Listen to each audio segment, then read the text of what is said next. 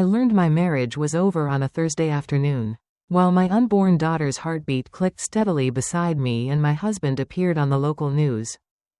But to understand why I did not scream, call him back, or throw my phone across the hospital room, you have to understand the kind of daughter I had been trained to become. My name is Claire Bennett.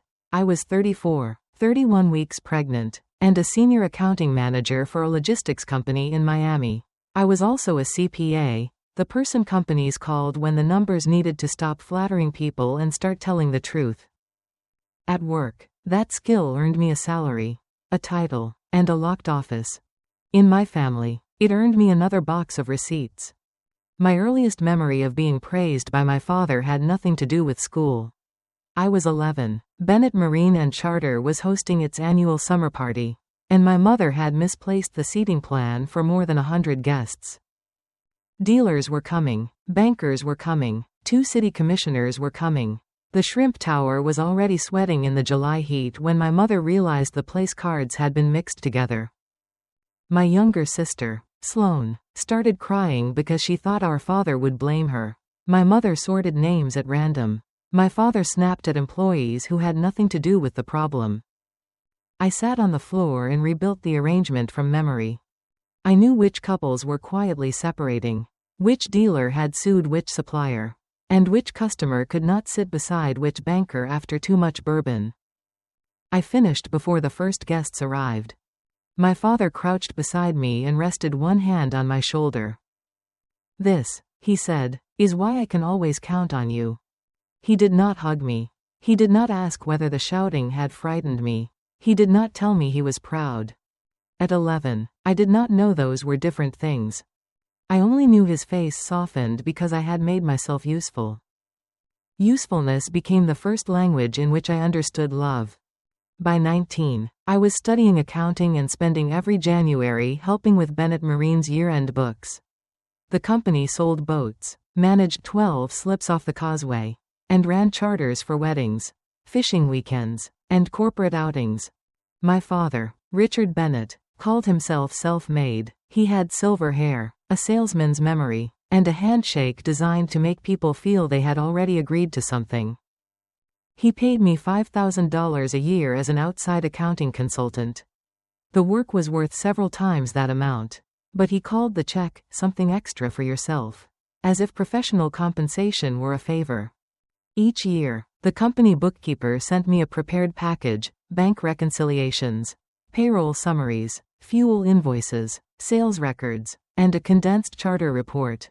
I never had direct access to the charter booking platform. My father said operations handled it and there was no reason for me to lose time in the weeds.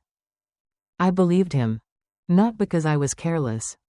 People imagine deception as a locked door. Sometimes it is simply a room your father tells you there is no need to enter. I reviewed what I was given, asked questions, and kept work papers. I prepared filings from the source documents the company supplied. Richard signed on behalf of the business, and I signed where the preparer signed. He told everyone I had the sharpest eyes in Florida. He also promised that one day I would be chief financial officer. The first serious promise came when I was 24. "When we expand," he said. The company added 2 slips the following spring. There was a party with an ice sculpture shaped like an anchor. No CFO position appeared. He promised again when I was 29. "Family doesn't need titles the way strangers do," he explained. "You already know how important you are." In public, he called me Bennett Marine's secret weapon. For years, I believed the important word was weapon. I did not understand that it was secret. A secret weapon is praised when it works, brought out when needed, then returned to a drawer. It does not receive authority, equity, or a name on the door. By then, I had been married to Evan Cole for 5 years. Evan grew up in a small Ohio town with kind parents, modest holidays, and no inherited network waiting to carry him into a better room. He was handsome without seeming vain and ambitious without using the word ambitious. He remembered a client's favorite whiskey after one dinner and could make a man feel brilliant while quietly changing his mind. My father hired him as a salesman and later promoted him to sales director. Richard called him a natural closer. I did not understand how deeply Evan needed that approval. My father gave him access to boats, private clubs, wealthy clients, and a version of masculinity built around being recognized when one entered a room. I thought Evan had joined my family because he loved me. I did not see that part of him was applying for membership in my father's world. We had a stucco house on Coral Way, a nursery half painted the color of lemon sherbet, and a daughter due in 9 weeks. I had labeled the nursery drawers by size and washed every blanket twice. Evan teased me for measuring the crib against the wall 3 times. I believed I was preparing a home. I did not yet know that in the invisible organization chart of the Bennett family, I was not the future CFO, the cherished daughter, or even the wife at the center of my own marriage. I was the department that fixed things. Underpaid, uncredited, and always expected to answer. The hospital chapter began during a routine prenatal appointment in my 31st week. The nurse wrapped the cuff around my arm and watched the numbers appear. 158/94. She did not look alarmed. Good nurses rarely do. Her expression simply became more careful. My obstetrician ordered blood work, a urine test, and an ultrasound. My liver and kidney results were normal. My platelets were healthy. There was mild protein in my urine, and the baby measured slightly smaller than expected. Preeclampsia without severe features, the doctor said, for now. The phrase "for now" changed the air in the room. She explained that one high reading did not mean an emergency, but I needed close monitoring. Outpatient care was possible if I could rest, check my pressure, return frequently, and rely on someone at home. When she asked who would be with me, I hesitated. Evan had been working late. Sloan was dependable only when an event involved a photographer. The doctor noticed. I would feel better admitting you, she said. We are not delivering the baby today. Our goal is to keep both of you stable and buy her more time. I was transferred to the antepartum unit. My room faced a parking structure. Beside the door, a whiteboard held my blood pressure and the baby's heart rate. The monitors translated my daughter into sound, a fast, determined rhythm that seemed too strong to belong to someone under 4 pounds. Rosa Morales was the night nurse who cared for me most often. She had worked in obstetrics for nearly 30 years and moved with the calm efficiency of someone who had seen every kind of fear without mistaking all fear for catastrophe. Your baby has a strong heart, she told me the first night. I placed my hand over my stomach. Someone in this room should. Rosa looked at me but did not rush to contradict what she had heard. Evan brought my pillow from home and stayed 40 minutes. He kissed my forehead, adjusted the blinds, and checked his phone often enough that I stopped pretending not to notice. This quarter is brutal, he said, but the Henderson deal could change everything. The Henderson Group had been circling 2 boats and a long-term management contract. My father had talked about the account for months. I thought the company was having a strong year. It is. Strong years still need strong closes. It sounded like something Richard had said first. 2 days later, my mother reminded me that the family would be traveling to Tampa for a marine dealers conference. My father, my mother, Sloan, and Evan were all going.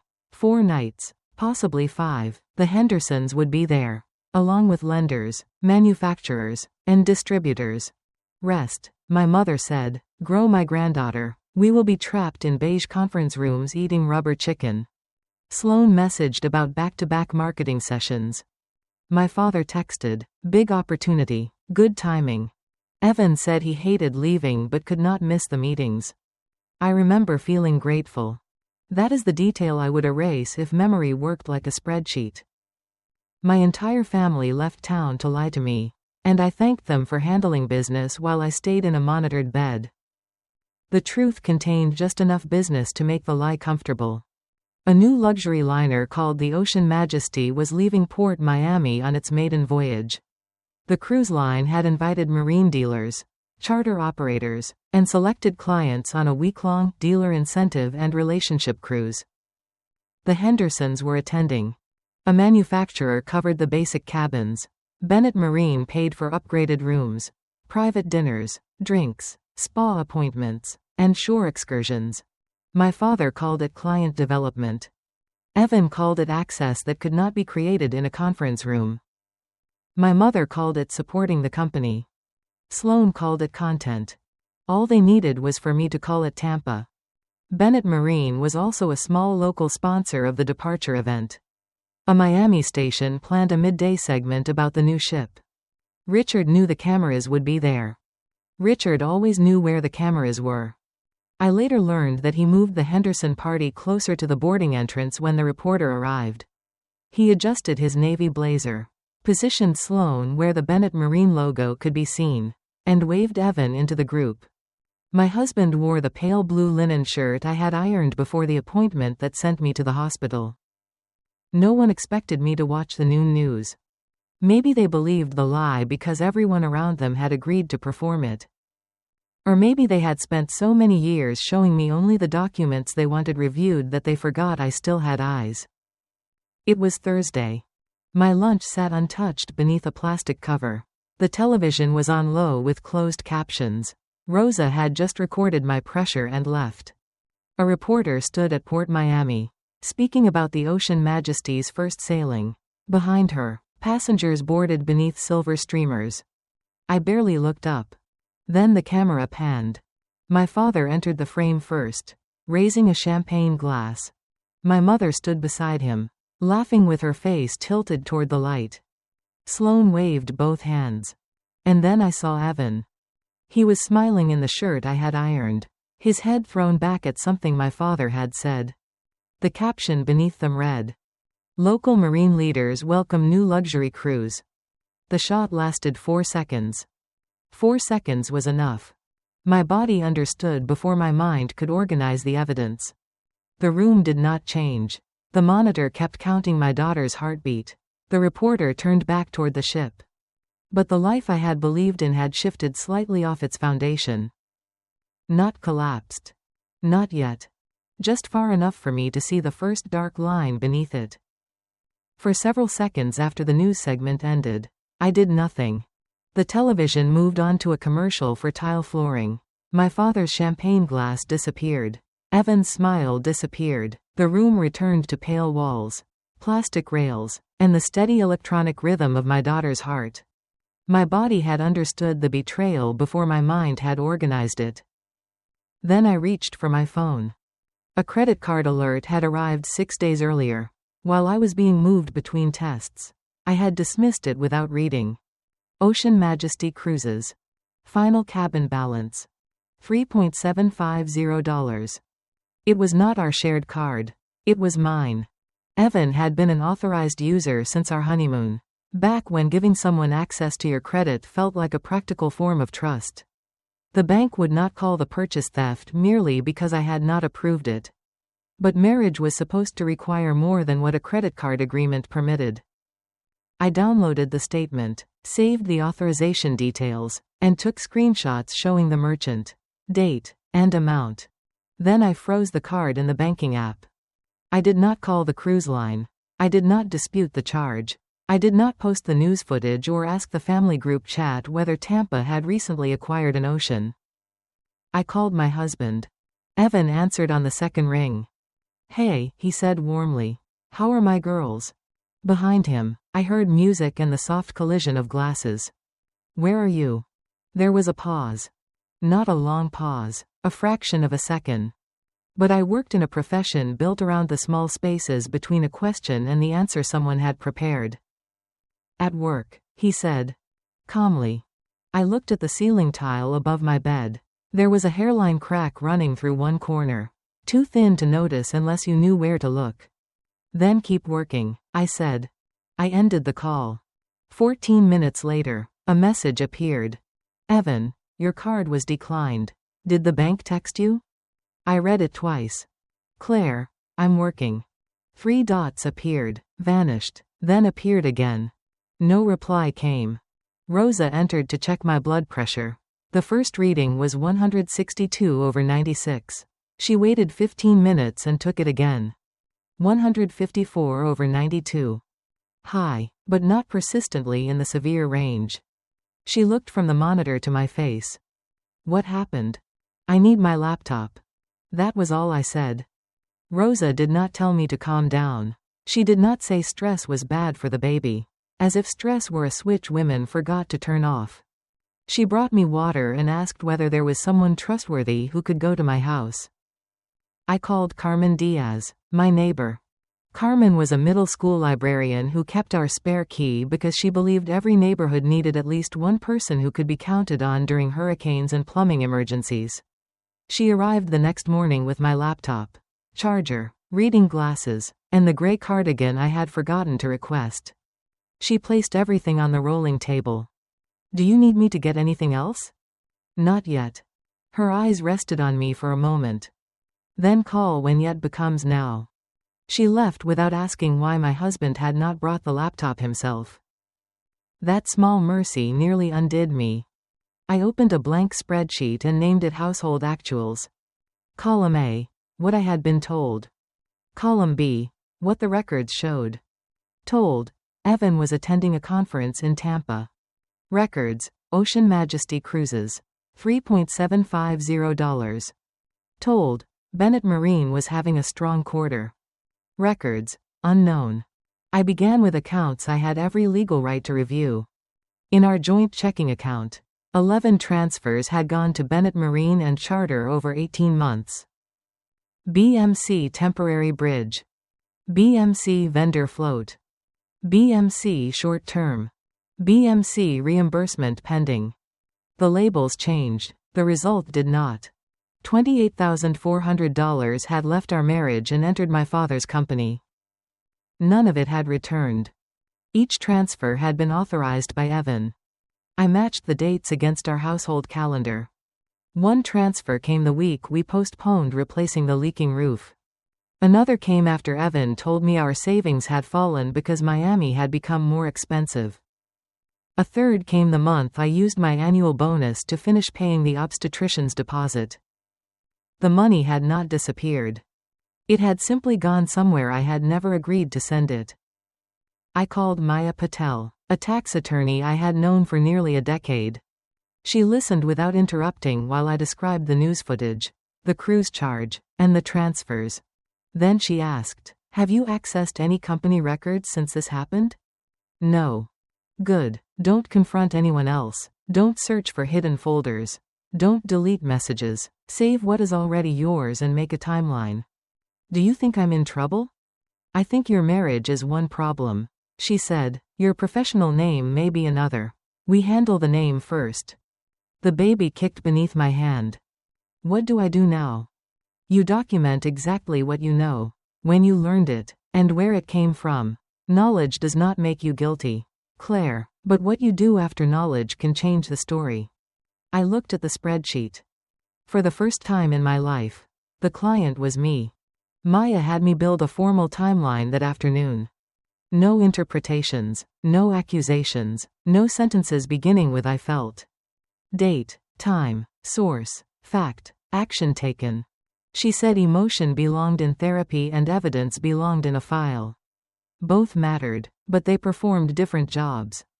At 9:12 the next morning, Bennett Marine's bookkeeper sent the annual pre-close package to my consulting address. The email was ordinary enough to be insulting. "Good morning, Claire. Attached are the year-end files. Let me know if you need anything else." There were bank reconciliations, payroll summaries, fuel invoices, sales reports, and a workbook labeled Year-End Consolidation. These were records I was contractually engaged to review. Maya told me I could open the materials sent directly to me. But I was not to roam through systems or retrieve anything outside the assigned package. "Do the work you were asked to do," she said, "nothing more." I opened the consolidation workbook. The sales division tied out. Payroll appeared consistent with the summary. In the charter section, however, one formula returned an external link warning. The source file was named charter_actual_cash, XLSX. I stared at the word actual. For 15 years, every charter report I received had been called summary, recap, or operating detail. No document had ever distinguished between a summarized number and an actual one. I clicked update link because the link existed inside the workbook the company had sent me to review. A second spreadsheet opened. The first columns listed dates, customer names, vessels, and event types. Bachelor party, sunset wedding, private fishing charter, corporate retreat, anniversary cruise. The final columns showed deposits received, balances due, and cash collected. Hundreds of transactions. I compared the first month with the charter summary in the tax package. Less than half the cash revenue appeared there. My daughter's heartbeat sounded through the monitor while I moved down the rows. 1 year. Then another. 5 years of payments the records I had prepared never showed. The total approached $940,000. My hands became cold. I did not continue looking for other files. I did not copy the company directory or search Richard's name. I recorded the time, captured the workbook's external link notice, saved the email that had delivered it, and called Maya. Close the files, she said. I found unreported cash. I heard you. Close them. Do not turn a legitimate discovery into an argument about unauthorized collection. I closed the workbook. Maya brought in a forensic technology consultant. Through counsel, he preserved the email, file metadata, attachment hashes, and the path of the external link. His review showed that the consolidation workbook had been sent from the bookkeeper's company account and that the linked cash ledger had been maintained by the bookkeeper and Richard. There was no evidence I had created, altered, or previously accessed it. Maya also asked for my engagement letters and prior work papers. I had all of them. Preparers keep the documents that support their work. It is not suspicion, it is discipline. My archive contained 15 years of source summaries, follow-up questions, and written answers. Whenever charter revenue looked unusually low, I had asked why. Seasonal maintenance, Richard had answered 1 year. Weather cancellations, he wrote another. A new competitor. Fuel costs. Customers shifting to owner-operated rentals. Every explanation had arrived in writing, attached to a polished report that omitted the data now beating like a second pulse inside my laptop. I thought my signature meant I had already gone down with them. I told Maya. Your signature means investigators may ask questions. She said, it does not erase the distinction between being deceived and knowingly participating. That distinction is why we are documenting this now. She explained the boundary carefully. I could notify the company that the filings appeared inaccurate. I could terminate the engagement.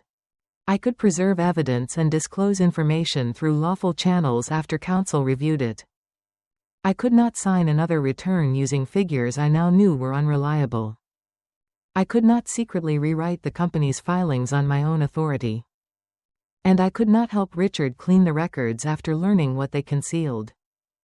Before the consultant finished, another inconsistency surfaced inside the payroll reconciliation included in the same package. An employee named Avery Lane received an annual salary of $85,000 as a marketing assistant. Avery had no company email, no time records, no benefit enrollment, and no photograph in the employee directory. The direct deposit account ended in 4 digits I recognized. I had helped Sloan open that account when she was 23. Avery Lane was not an employee. Avery Lane was my sister wearing a second name. Then the consultant identified an email thread embedded in the payroll support files. Sloan, Dad can't know you moved it that early. Evan, she'll notice if the balance drops again. Sloan, then keep her busy until close. For one sickening moment, I wondered whether my husband and my sister were having an affair. The idea hurt, but it was simple. 2 people, 1 betrayal, a marriage ending for a reason everyone understood. Maya asked me not to guess. The surrounding messages provided the context. They were discussing the transfers from our joint account and the timing of Bennett Marine's year-end cash position. There was no romance in the thread. Only coordination. They were not hiding desire from me. They were hiding a financial system that depended on my attention being pointed somewhere else. I had spent years believing my family trusted me with the real numbers. The records said something different. They trusted me to make the numbers they selected look real. The family group chat became more active after I stopped asking questions. My mother posted a photograph of a conference lobby with beige carpeting, potted palms, and a banner too blurred to read. Day 2. Your father is charming everyone. Sloan complained about back-to-back marketing sessions. Evan sent a thumbs up beneath nearly every message. The punctuation of a man conserving his lies. I studied the photograph before recognizing what bothered me. The light fixtures were wrong for the Tampa hotel my mother had named. A reverse image search found the picture on an event planning website. It had been taken in Atlanta 3 years earlier. I did not confront her. When people are constructing a false story, silence is often more useful than correction. Point out the crooked wall, and they may build the next one straight. On Wednesday evening, my mother made a mistake no one could repair. A photograph appeared in the family chat. The sun was dropping into the Caribbean in a sheet of orange light. A white wake divided the water behind the ship. 4 champagne glasses stood beside a printed place card bearing the Henderson Group logo. The caption read, "Henderson Celebration, worth every dollar." 40 seconds later, the photograph disappeared. My mother replaced it with nothing. I already had the news footage, the cruise charge, and the ship's itinerary. I did not need the photograph to prove where they were. What it proved was that my mother knew the truth needed to be hidden. Until that moment, some stubborn part of me had preserved a softer possibility. Maybe Evan had lied to everyone. Maybe my parents believed this was a legitimate conference trip. Maybe Sloan thought I knew. But people do not erase innocent photographs in 40 seconds. I opened the yellow legal pad Rosa had brought from the nurse's station. 7:41 p.m. Marianne posted ship photograph with Henderson place card. Deleted within 1 minute. A record, not a weapon. There is a difference. My blood pressure rose that night. Rosa dimmed the room, adjusted the monitor, and stayed until the numbers settled. "You do not have to tell me," she said. "I think that is what everyone in my family has been counting on." She looked at me carefully, then pulled the blanket higher over my feet. 2 days before the Ocean Majesty returned to Miami, my mother came to the hospital. She said the Tampa conference had ended early. She brought peonies, my favorite flowers, and lemon cookies I had liked as a child. For the first few minutes, she spoke too quickly.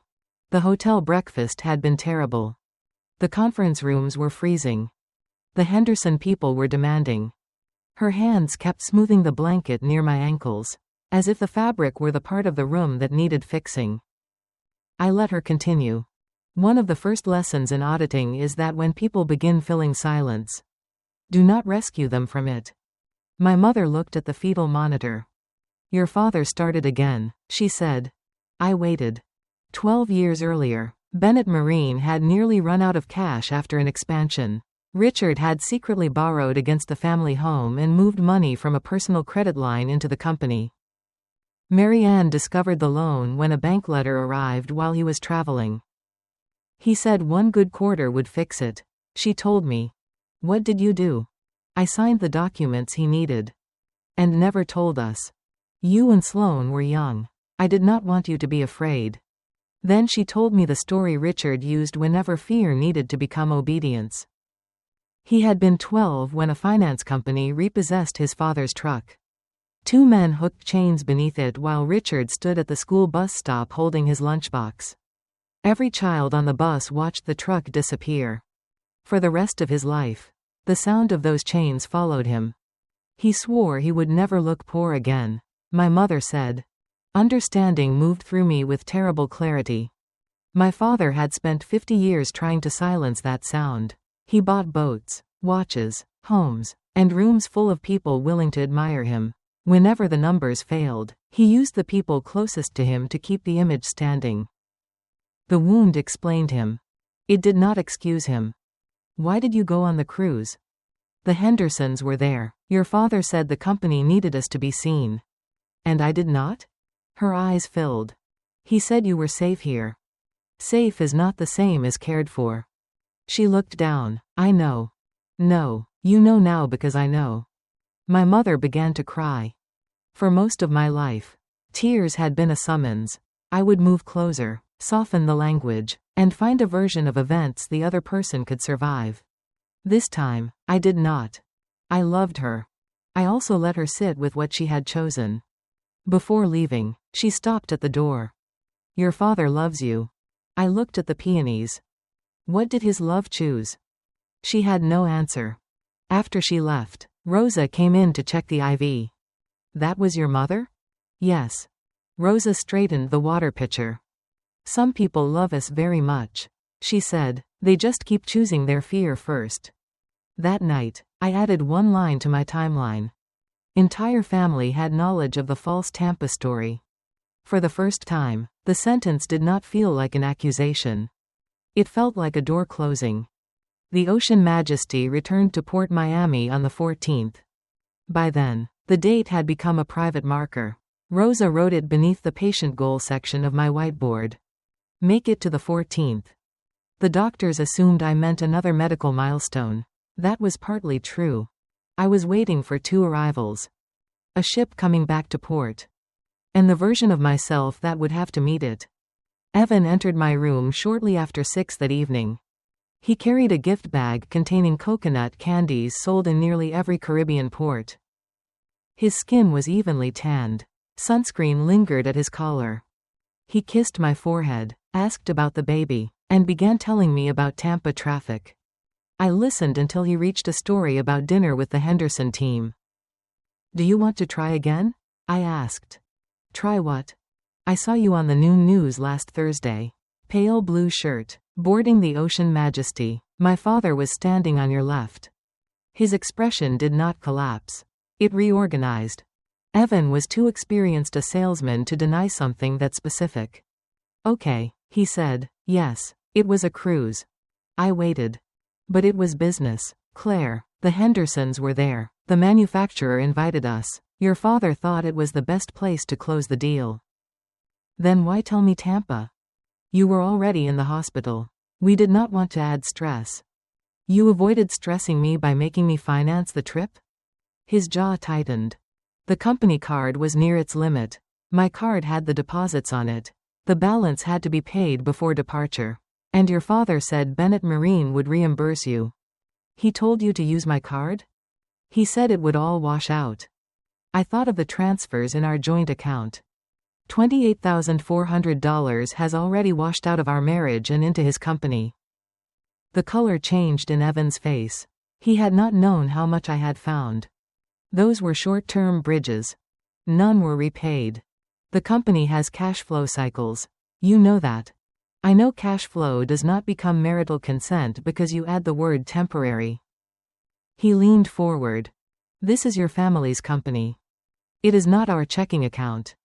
I married into this family. What helps the company helps all of us. There it was. Not I married you. I married into this family. I could see the structure inside the sentence. Richard at the top.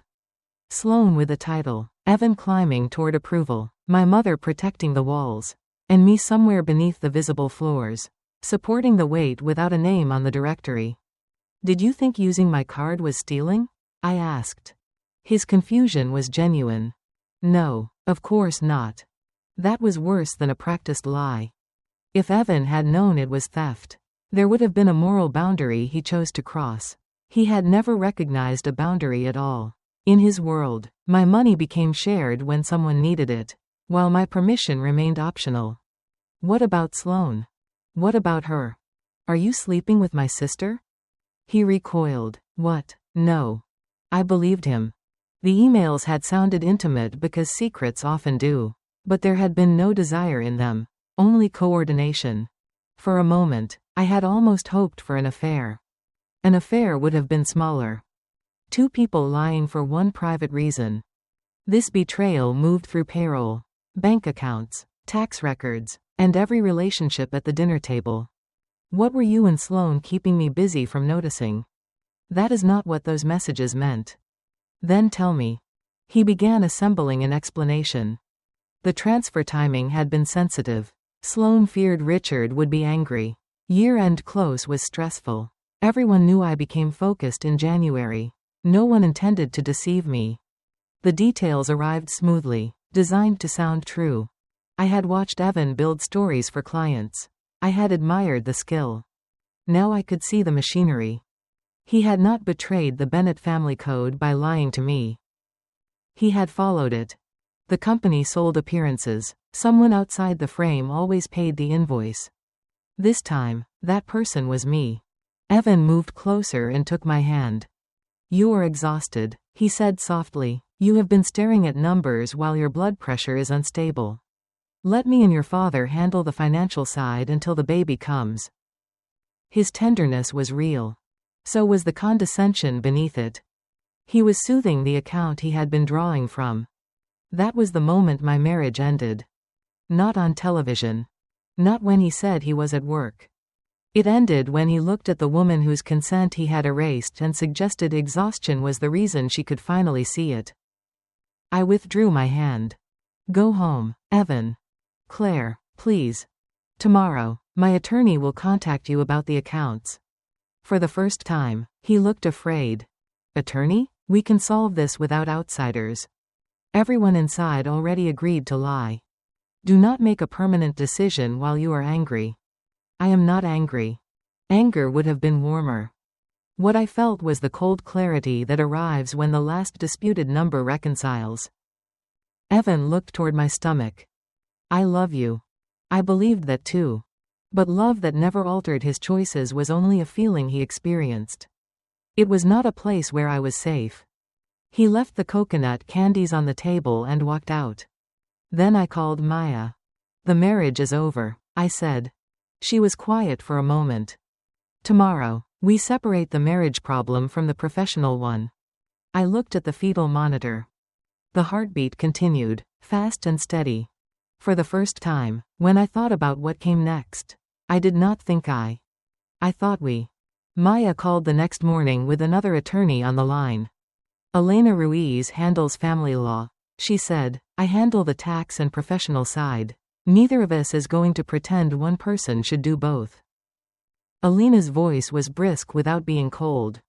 "I do not need to decide whether your husband is a good man," she told me. "I need to know what he did with marital property, what remains exposed, and what must be protected before anyone moves more money." For the first time since the news broadcast, the crisis separated into pieces small enough to name. Maya would document when I learned of the hidden revenue, terminate my engagement with Bennett Marine, and notify the company in writing that the filings appeared unreliable and required review by authorized officers. She would also prepare the lawful disclosure package and protect the line between records sent to me and records I had never been permitted to see. Elena would monitor the joint accounts, prepare temporary financial protections, trace the transfers, and begin the divorce process. Custody and a parenting plan would come after the baby was born. "Do not warn Evan about specific accounts," Elena said. "Do not negotiate alone, and do not move money out of anger. We protect, we do not retaliate." Attorney before confrontation. Structure before emotion. It was the first plan anyone had offered that did not require me to rescue the people who had created the emergency. That afternoon, my father called. Richard did not apologize. Men like my father rarely confessed when they could reopen negotiations. "Evan says you are upset about some logistics," he began. "Logistics?" "The crews, the bridges, timing issues." I saw the charter cash ledger. Silence. Only 2 seconds, but long enough for the salesman to leave his voice. When he returned, he sounded warm again. "What do you want, Claire?" The question startled me more than denial would have. "Want? The CFO title? Fine. 20% equity. A salary that reflects your value. I will have counsel draw it up." I had waited 15 years to hear those words. At 24, I would have accepted before he finished the sentence. At 29, I would have cried. Now the offer passed through me without finding a place to land. "You said family did not need titles. Do not be childish. I am offering you what you earned." "Why now?" "Because you are ready now." "No, because I found something now." His patience thinned. "You are 8 months pregnant. This is not the time to make permanent decisions based on hurt feelings." I looked at the monitor beside my bed. That is exactly why I have to make them carefully. 2 days later, my access to Bennett Marine disappeared. First the accounting portal, then payroll, then the shared drive. Sloan had noticed the activity logs. The lockout frightened me less than they expected. Maya's forensic consultant had already preserved the materials delivered to my consulting account. Their metadata, and the external links. My own archive contained 15 years of work papers, questions, and written answers. They could revoke access. They could not revoke history. That night, Richard called again. The warmth was gone. Your signature is on 5 years of filings. I know. Whatever story you are telling yourself, your name is part of this company. My name is part of the records you gave me. If this boat goes down, it goes down with everyone aboard. He meant to fasten me to the mast. Instead, he said aloud the final reason I could not remain silent. If my name was already on the boat, doing nothing would not keep me safe. It would only make the sinking slower. I will communicate through counsel, I said. Claire, think about your mother. Think about Sloan. Think about your daughter. I ended the call. Within an hour, my blood pressure climbed into the severe range and stayed there. Medication brought it down, but the next morning my platelet count had begun to fall. I was 36 weeks and 1 day pregnant. My obstetrician sat beside the bed. We have bought the baby 5 weeks, she said. Now the balance has changed. It is safer to deliver. The induction lasted 14 hours. Evan spent much of it in the hallway, bringing coffee to nurses and updating relatives. He performed concern beautifully whenever someone was watching. I let him. I had one job that night, and it was not understanding him. At 4:12 in the morning, my daughter entered the world weighing 5 pounds, 8 ounces. She was red-faced, furious, and loud enough to challenge every machine in the room. When the nurse placed her against my chest, the noise around me receded. Lucy, I whispered. Her entire back fit beneath my hand. I had spent weeks watching numbers measure whether she was safe. Now she was here. Not an account. Not an obligation. Not another person born owing the Bennett family something. For the first time, I understood that whatever I chose next would not belong only to me. Lucy slept against my chest during her first hour of life. Her face was creased from birth. One hand rested beneath her chin, opening and closing as if she were testing the world for something to hold. I studied her and thought about the lesson waiting for her in my family. Be useful, and people will call you good. Make yourself easy to depend on, and they will call it love. Repair what others damage, and they may let you remain near the table. I had learned that lesson so early I could no longer remember learning it. Not you, I whispered. A nurse adjusted the blanket and politely pretended not to hear. You will not have to earn your place. Evan was in the hallway telling our relatives that mother and baby were doing well. His voice carried through the partly open door, warm and confident, as though he had guided us safely through the night. I felt grief when I heard him. Not doubt. Grief. Leaving someone does not erase the life you once imagined with him. Sometimes the right decision still requires mourning a future that never truly existed. On the second day, after Lucy and I moved to a postpartum room, my father came to visit. He brought a stuffed manatee larger than the baby and wore no blazer. Richard washed his hands, lifted Lucy carefully, and held her against his chest. For one unguarded minute, he was simply her grandfather. His eyes softened, his mouth trembled at one corner. I saw the 12-year-old boy with the lunchbox looking through the face of the man he had become. She has the Bennett chin, he said. She has her own face. He smiled faintly. Then he placed her in the bassinet and opened his briefcase. The grandfather left the room while the body remained. He removed a leather folder and set it on the rolling table. The first page read, Chief Financial Officer, Bennett Marine and Charter. 20% membership interest. The salary contained a comma large enough to make me read it twice. My father had finally brought me the chair I had wanted for 15 years. Maya had taught me to read beyond the title. The appointment was effective 6 months earlier. Not the day I signed. Not the start of the next quarter. 6 months earlier. The documents required me to sign a management representation stating that I had reviewed the company's books, that all material revenue had been disclosed, and that management knew of no significant unrecorded transactions. A final section assigned me responsibility for a comprehensive 5-year financial remediation. Remediation, I said. Cleanup, Richard replied, what you have always done best. The word was polished enough to hide a blade. If I signed, the company could identify me as CFO during part of the period under review. My name would no longer belong only to preparer boxes and consulting work papers. It would sit beside management's formal claims about records I knew were false. This seat was always yours, my father said. I was waiting until you were ready. I looked at the retroactive date. No, you were waiting until you needed it occupied. His expression hardened, then softened again by choice. You are tired. Read it after you sleep. Family is forever. He left the folder beside Lucy's bassinet. Evan began apologizing that evening. Flowers arrived first. Peonies, my favorite, though the fact that he had needed to ask my mother made them sadder. Then he came near the end of visiting hours and sat beside my bed while Lucy slept. He cried. Real tears.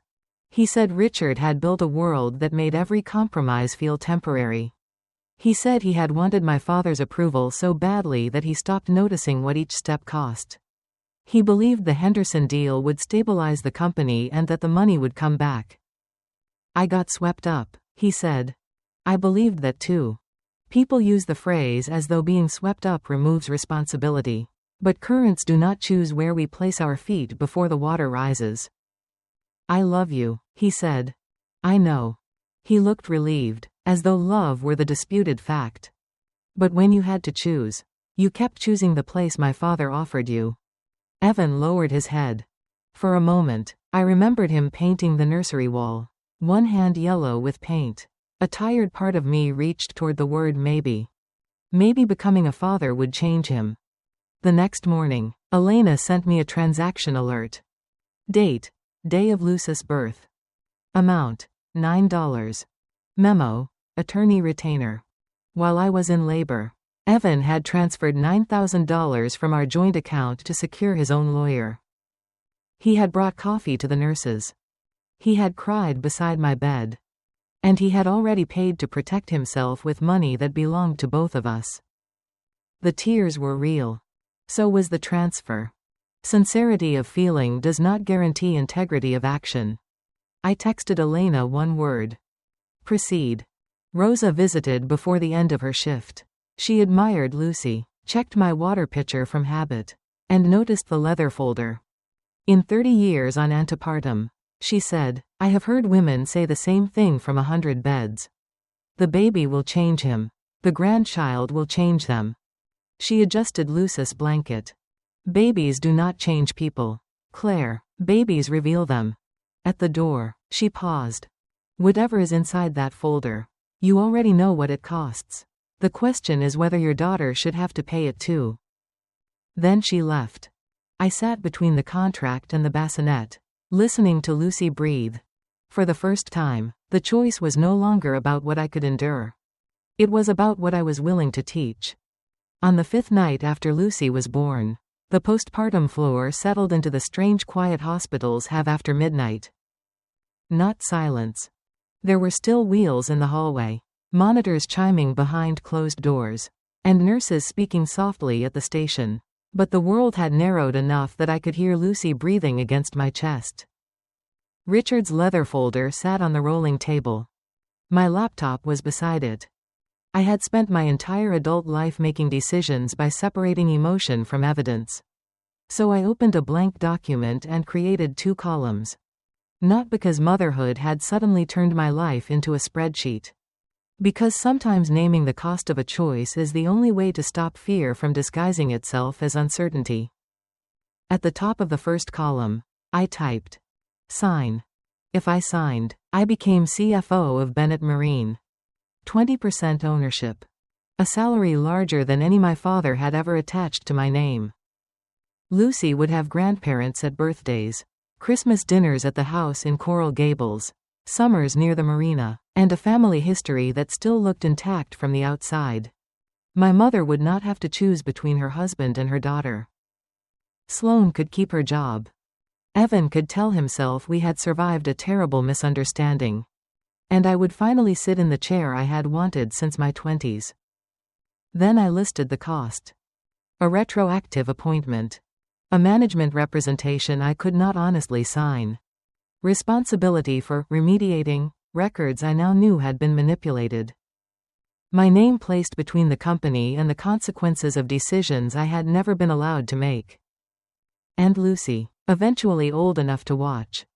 That was the line I could not move past. If I signed, I would teach my daughter something without ever saying it aloud. That people could use you for years and call it love if the final offer was generous enough.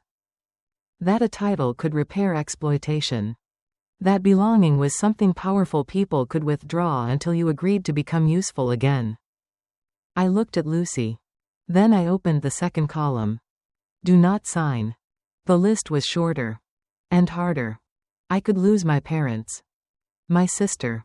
The house where every Christmas photograph had been taken. Sunday dinners. The marina where I learned to steer a boat before I could drive a car. Friends who might decide the family version was easier to believe. Maybe even Miami. Lucy might grow up asking why other children had grandparents at school plays while hers existed mostly in old photographs. I might spend years wondering whether I had been too severe. And I would have to live without the thing I had spent 15 years waiting for my father to give me. His formal recognition. I stared at the page until something became embarrassingly obvious.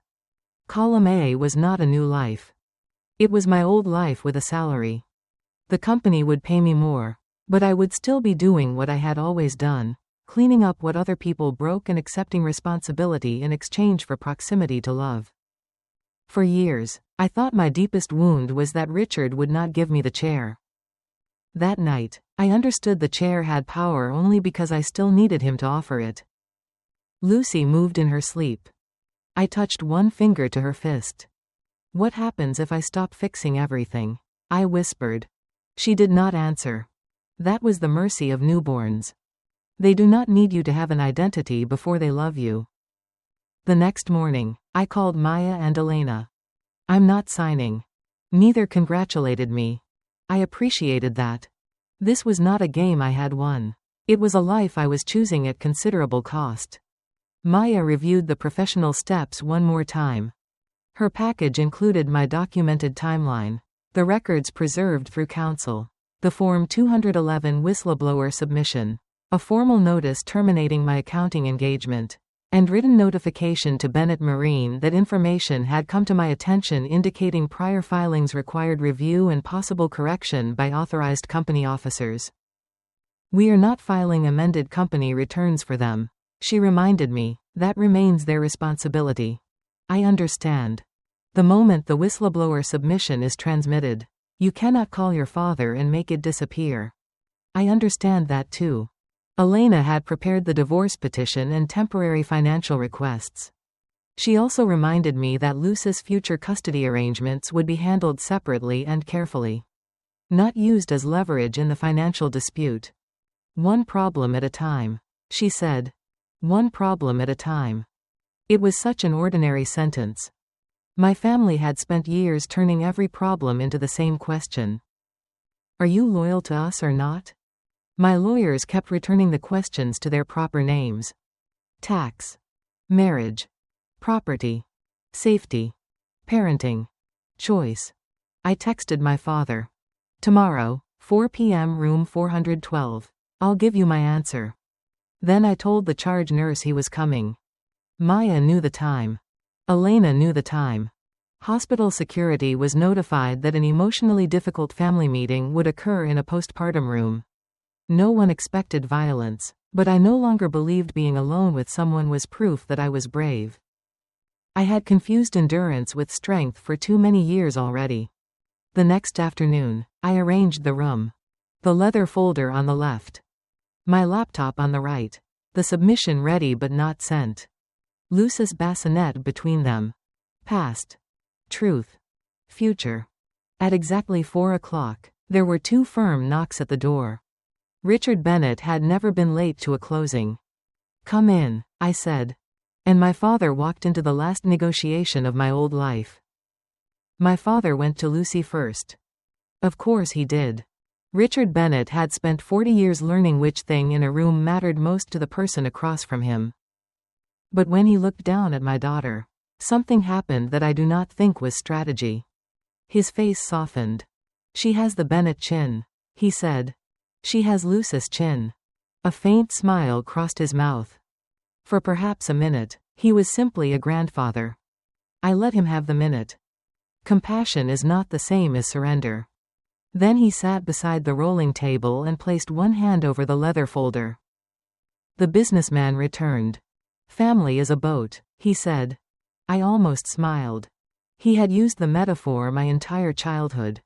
The water outside does not care about you.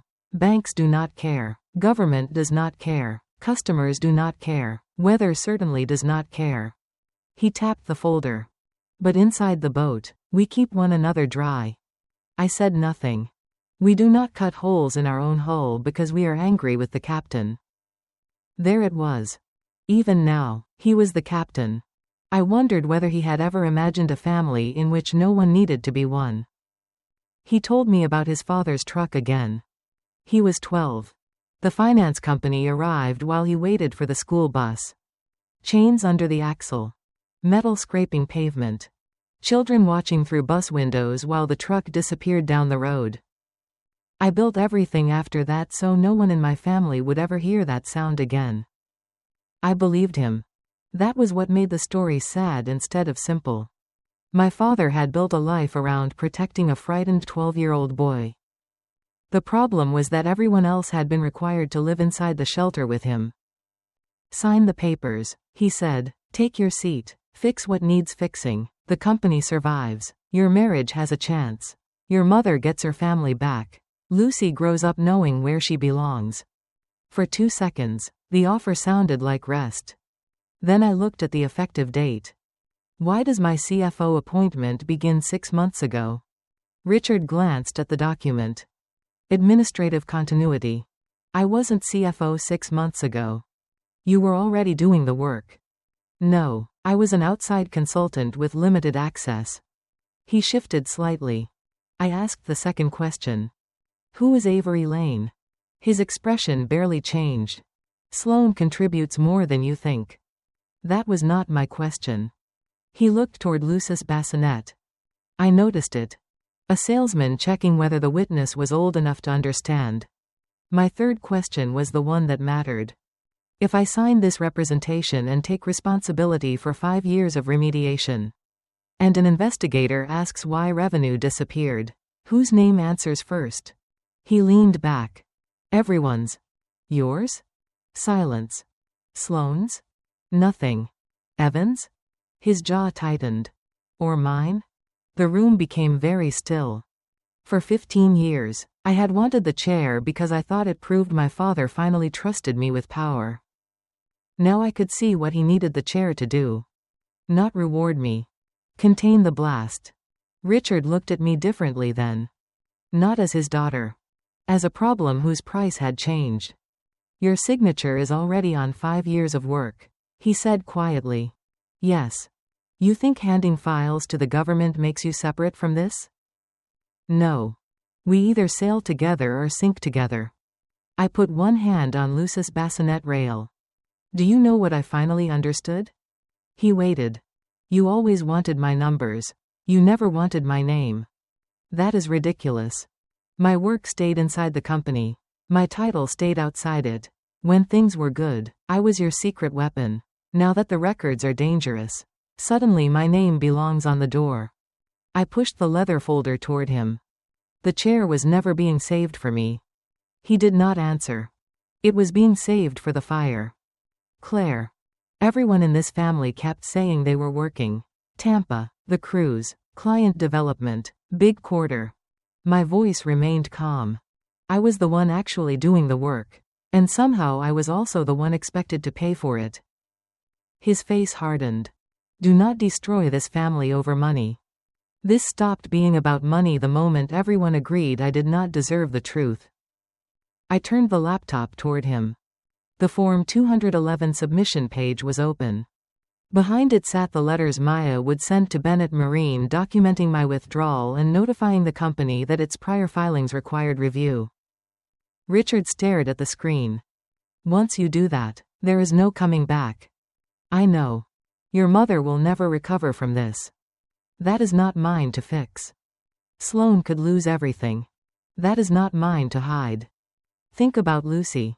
I have done almost nothing else. His voice dropped. Looking poor costs more than being poor. I taught you that. Yes. I rested my finger on the trackpad. Then I guess we are finally going to find out what pretending costs. I clicked submit. Nothing dramatic happened. The button changed color. A confirmation page appeared. A reference number. That was all. No thunder. No courtroom. No applause. Just the quiet transfer of truth from a family that controlled it to a system they did not. My phone buzzed. Maya had transmitted the termination and notice letters. Richard stared at the confirmation number. Then he closed the leather folder slowly. You just orphaned yourself, he said. His voice cracked once. The sound hurt more than shouting would have. I looked at him and, for the first time, did not need to make his pain smaller. No, Dad. My voice was almost gentle.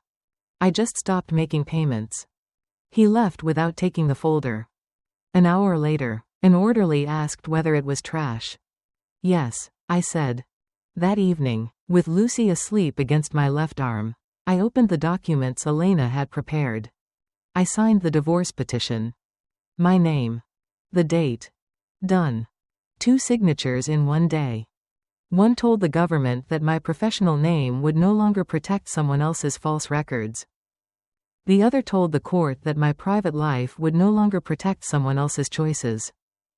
Neither felt like revenge. They felt like the first 2 decisions I had ever made without asking whether my family would still love me afterward. That night, after Richard left and the divorce petition was signed, I made the only public statement I would make about any of it. 4 sentences. No photographs. No screenshots from the cruise. No video of me crying in a hospital bed. No accusations I would later have to defend in a comment section. I wrote, Evan Cole and I are in the process of divorcing. I no longer have any financial or professional role with Bennett Marine and Charter. Records connected to work I previously prepared are being reviewed through the appropriate professional and legal channels. I will not be discussing the matter publicly. Then I disabled comments. For most of my life, the Bennett family had survived by controlling the story before anyone could inspect the facts. I had no interest in competing with them at that game. Facts did not need better lighting. I turned my phone face down and fed Lucy. It buzzed against the blanket for hours. Sloane. Cousins. Former employees. Numbers I did not recognize. At 2:13 in the morning, my mother sent one message. I understand. I read it the next morning. It was not an apology. She did not say she had been wrong. She did not say she should have stayed with me instead of boarding the ship. But from Mary Ann Bennett, I understand was the closest thing to a confession I had ever received. I did not answer. I kept the message. Not everything we keep is an invitation back in. Sometimes we keep something because it proves the other person saw the line after we finally drew it. When Lucy and I left the hospital, I expected relief. Instead, I felt grief. The first Sunday home, I caught myself checking the clock at 5:30. For years, my mother texted around then to ask whether Evan and I were coming to dinner. No message came. I stood in the half-finished nursery with Lucy sleeping against my shoulder and understood that freedom could sound a lot like an empty room at first. There were nights I missed Evan. That embarrassed me until my therapist told me it should not. You are grieving the husband you believed you had, she said. Knowing more about him does not erase the years when you loved what you believed was real. I began postpartum therapy partly because my obstetrician recommended it and partly because I had spent 34 years treating emotional pain like an accounting discrepancy. My therapist asked one question I could not answer. If you are no longer the person who fixes everything for everyone, who are you? For weeks, I had nothing. Meanwhile, the legal process moved with none of the dramatic speed people imagine when they hear the word investigation. There were no agents storming the marina the morning after I filed. No handcuffs. No television crews. Justice arrived by certified mail. Document requests. Interviews conducted through counsel. Bank records. Extensions. Months in which nothing seemed to happen. Maya reminded me that the slow pace was not evidence that nothing mattered. Systems move slowly because they have to prove what people in families merely accuse each other of.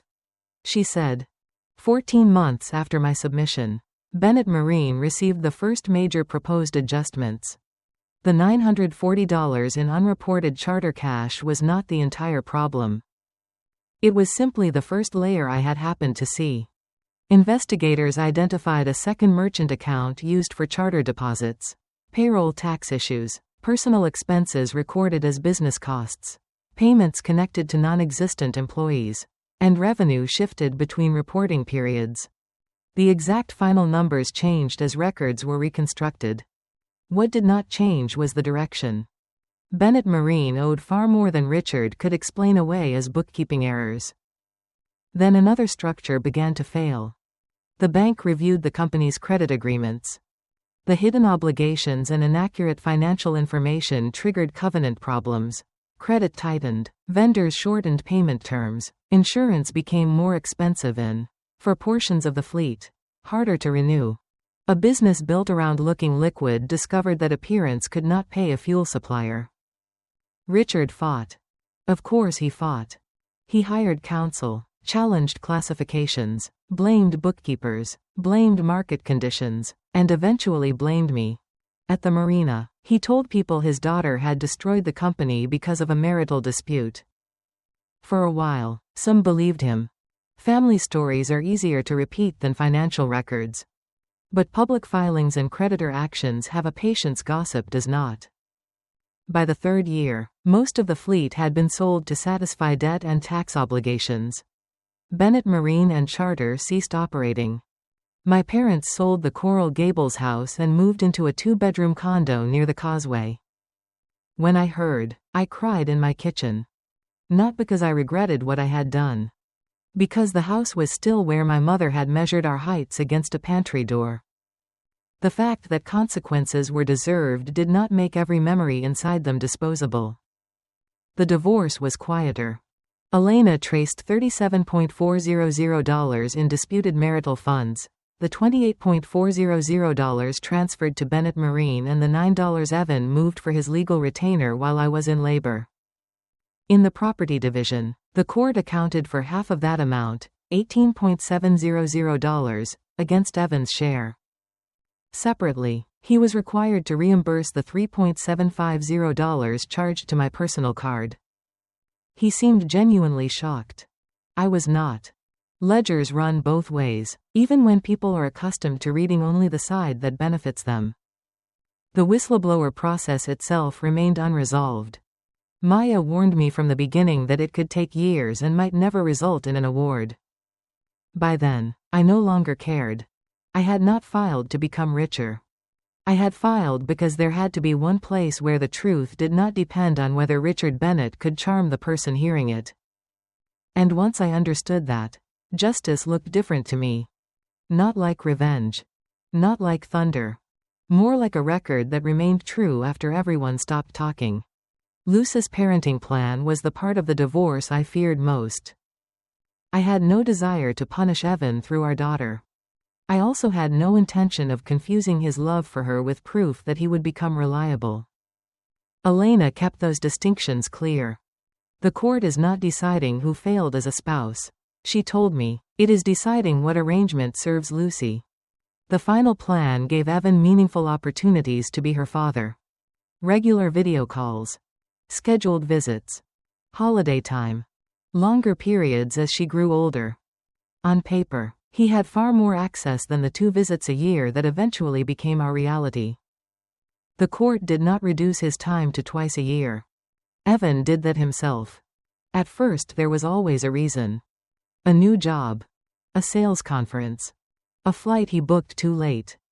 An opportunity he could not pass up. When he did visit, he was wonderful for 90 minutes. He arrived tanned, carrying gifts he had researched carefully. He could make Lucy laugh before I finished packing her diaper bag. He photographed beautifully beside her. Evan had always been talented at moments. Parenthood, unfortunately, is mostly made of everything between them. Remembering medication. Showing up on time. Knowing which stuffed animal matters this month. Staying when no one is watching. Eventually I stopped telling Lucy that her father might come until his flight had actually landed. That was not punishment. It was an adjustment to the evidence. Sloan lost Bennett Marine along with everyone else. For nearly a year, we had almost no contact. Then I heard through a cousin that she had taken a marketing coordinator position at a mid-sized company with a real supervisor. Defined hours, and a payroll system that contained only her actual name. Months later, she emailed me. "I'm not asking you to forgive me. I just wanted you to know I'm learning what it feels like to get paid for work I actually do. I think Dad made things too easy for me in ways that made me weaker. I helped him do things to you because they benefited me. I know those are 2 different truths." I read the message several times. A younger version of me would have responded immediately, either to comfort her or to explain why she was wrong. I waited 3 days. Then I wrote, "I'm glad you're building something that belongs to you. I'm not ready for more than that yet." She replied, "I understand." Healing did not require immediate reunion. Sometimes healing was discovering that a boundary could remain a boundary without becoming a punishment. My mother began sending birthday cards for Lucy through a post office box Elena had recommended during the divorce. We had rules. No surprise visits. No messages delivered on Richard's behalf. No photographs of Lucy posted online. No gifts that came with expectations. No asking relatives to pressure me. Marianne followed every rule. The first birthday card contained only, "I love you both. No answer required." That sentence affected me more than the expensive gifts she used to send. For once, love was not an invoice. Carmen became part of the ordinary architecture of my life. During Lucy's first months, she brought casseroles, held the baby while I showered, and sat on my couch without asking me to narrate my trauma for her. Once, when I apologized for needing help again, she frowned. "Claire, you brought my patio furniture inside before Hurricane Ian when I was visiting my sister. Neighbors help each other. That was different." "No," she said, "you just liked being the one doing the helping." She was right. Receiving care made me uncomfortable because I had spent my life believing usefulness was the rent I paid for belonging. Carmen kept helping until accepting it stopped feeling like debt. Rosa mailed a card to my house. Her handwriting was square and blue, exactly like the hospital whiteboard. "You do not have to be strong every day. Be honest on the days you aren't. That is enough." I taped it inside a kitchen cabinet where only I could see it. Maya remained my professional counsel through the investigation. Elena stayed involved until the divorce and parenting orders were complete. Neither woman needed me to make their life easier before they would protect mine. Slowly, I began noticing how radical that felt. There were people who could care about me without requiring access to my labor. About 18 months after Lucy was born, a forensic accounting firm in Seattle contacted me. I had worked across the table from one of its partners years earlier on a logistics fraud matter. He had seen the public notice about my separation from Bennett Marine. But more importantly, he had heard through professional channels how carefully I had documented the discovery and preserved evidence. "We need people who know the difference between suspicion and proof," he told me. The job was good. The timing terrified me. Miami contained almost everything I had ever known. But it also contained a version of me I was no longer required to remain. Because Lucy was subject to a Florida parenting plan, I could not simply pack our things and leave. Elena prepared the relocation request. The proposal included my employment offer, housing plan, childcare arrangements, travel provisions, video contact schedule, and how transportation costs would be divided. Evan ultimately agreed to the long-distance plan. The court approved the relocation. I did not disappear in the night. I did not take my daughter and dare anyone to stop me. I left Florida with a court order, a signed employment contract, and 3 suitcases that contained less than I expected 34 years of life to weigh. On our first morning in Seattle, rain covered the windows of our small apartment. Lucy stood against the glass in footed pajamas and slapped both hands against it. Delighted by weather she had never seen behave that way. I made coffee on a counter that did not belong to my parents. My husband, or Bennett Marine. Nothing in the apartment was impressive. Nothing needed to be. For the first time, starting over did not feel like losing my place. It felt like choosing one. Seattle did not look like the kind of place Richard Bennett would have chosen for a second life. There were fewer polished boats, fewer white linen jackets, fewer people pretending not to notice who had the most expensive watch in the room. The sky was gray more often than blue. For a while, I loved that. Miami sunlight had always made everything look a little richer than it was. Seattle rain asked nothing to perform. I spent 2 years at the forensic accounting firm that had brought Lucy and me west. The work suited me in a way traditional accounting never had. I interviewed employees who knew something was wrong but could not explain why. I reconstructed transactions from incomplete records. I followed payments through shell vendors, side accounts, altered invoices, and expense reports written by people who assumed no one would ever compare one column with another. I learned that fraud was rarely brilliant. Most of the time, it depended on ordinary human things.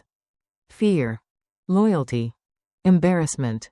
The assumption that the person who noticed would rather remain loved than become difficult. That last one I understood better than most. Eventually, clients began asking for me by name. Not because I was Richard Bennett's daughter. Not because Bennett Marine had once been important in South Florida. Because I was good at the work. When Lucy was almost 4, I opened my own practice. The office was modest, 3 rooms above a bakery, 1 conference table, 2 second-hand bookcases, and a window that looked toward a row of wet maple trees.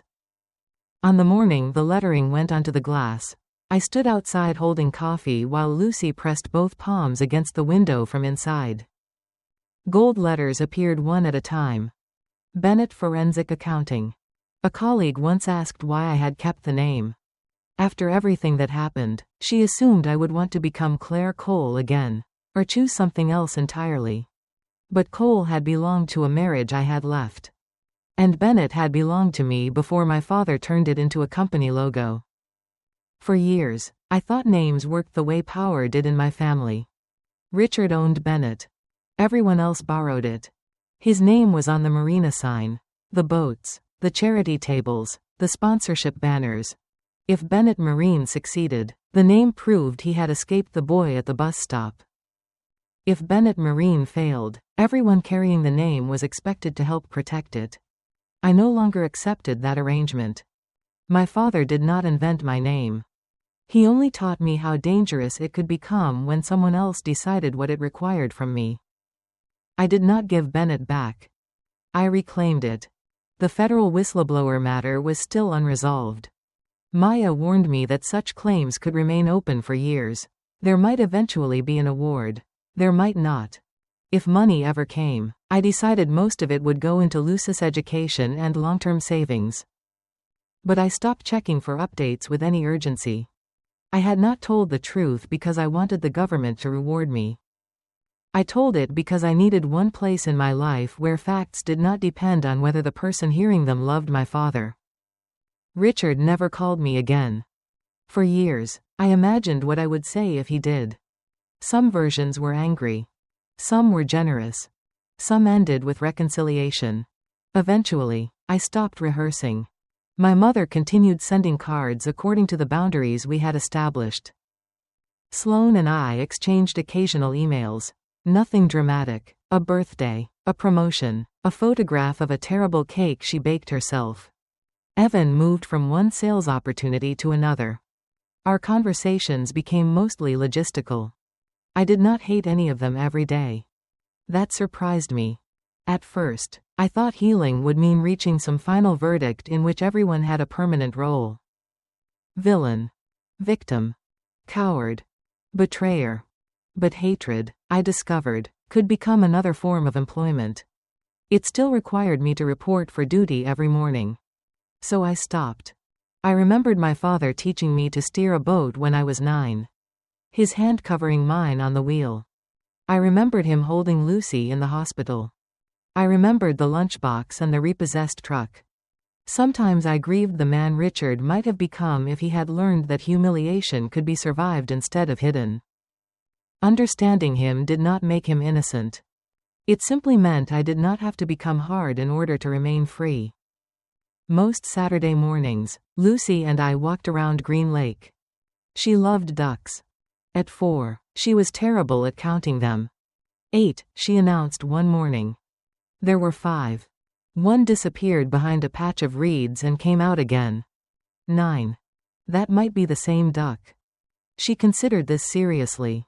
No, he came back. I laughed. Years earlier, I would have corrected her. I corrected everything. Numbers. Labels. People's forgotten appointments. My mother's explanations. My father's books. Evan's excuses. Somewhere along the way, accuracy had become tangled with safety. If I could make everything correct, maybe nothing bad would happen. Lucy pointed toward the water. Mommy, look, 12. There were 7 at most. I looked at her face instead of the ducks. Wow, I said, that's a lot of ducks. She ran ahead, delighted. I stood there for a moment beneath a Seattle sky that looked ready to rain. My family used to say I destroyed the boat. For a long time, part of me believed them. But I had not drilled the holes. I had not hidden the water. I had not asked everyone aboard to keep smiling while the floor flooded beneath their feet. I had simply stopped using my hands to cover the leaks.